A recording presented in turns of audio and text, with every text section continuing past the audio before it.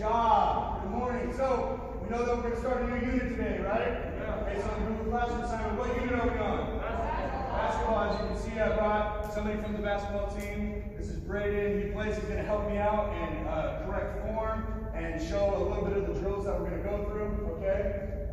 During the Google Classroom assignment, you guys had to watch some videos, and we put out an acronym, right? So what was that acronym that we saw? AD. Good job. Can you give me one of those markers, please?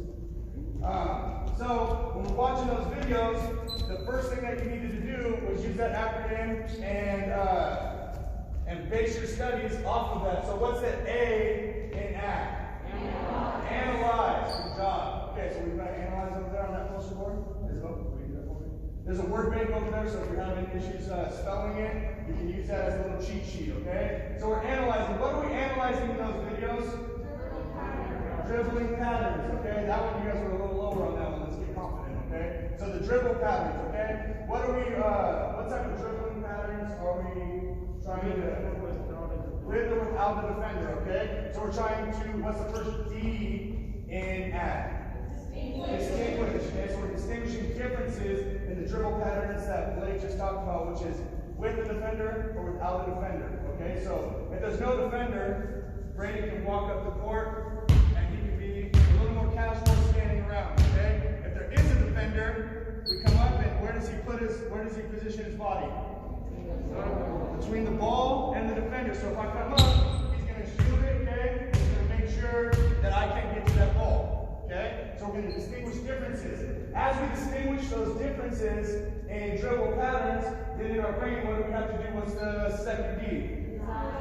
Design. Okay, so I need someone to put distinguish and design up there on that poster board. Want to do that? That's very good.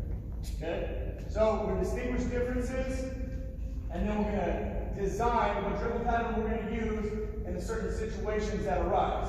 Okay? So today we're going to go over those things. We're going to be evaluated on how you start and then taking correction and using the corrections to make sure that you get a little bit better, okay? So, since we know kind of from the videos that we watched on Google Classroom previously, that we're going to analyze it, distinguish differences, and design it in our head, and we come to class today, and then what's the last D of AD? You have to demonstrate that you learned something from those videos, right?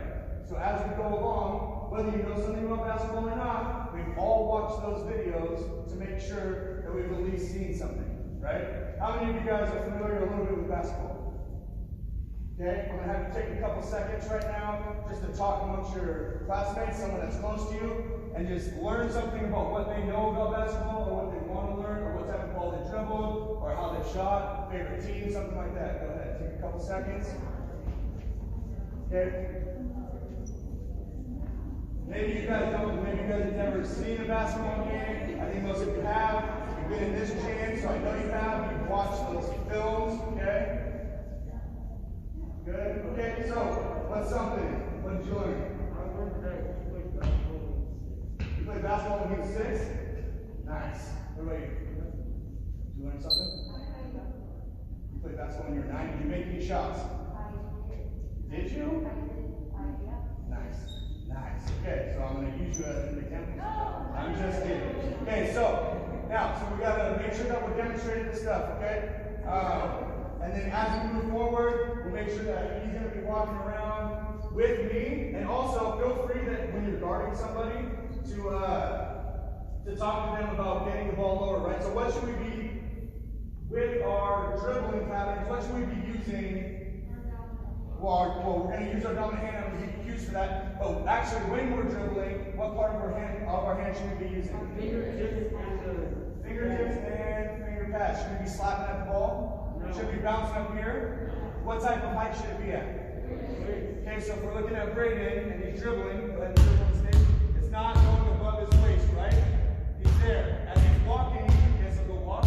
Okay? It's right at his waist, and he's controlling the ball. It's not getting into his palm. Okay?